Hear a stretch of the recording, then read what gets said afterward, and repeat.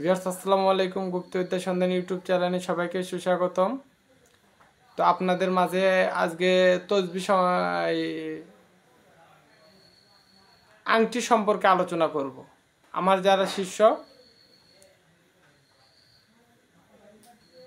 তারা 4টা পাথর ব্যবহার করবে। একটা হলো আকিক পাথর, আরেকটা নীলা পাথর, আরেকটা ঘোড়ার খুরের আংটি এবং আরেকটা হইল আপনার লোহার আংটি। এই 4টা তারা ব্যবহার করবে, ডান হাতে ব্যবহার করবে।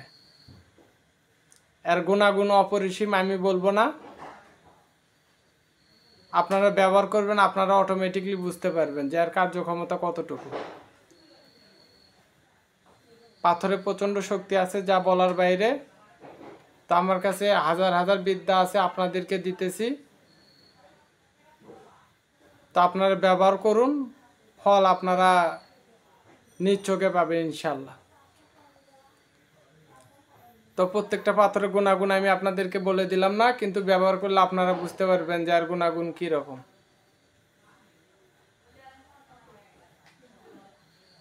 তো সবাই ভালো থাকবেন, সুস্থ থাকবেন। আসসালামু আলাইকুম।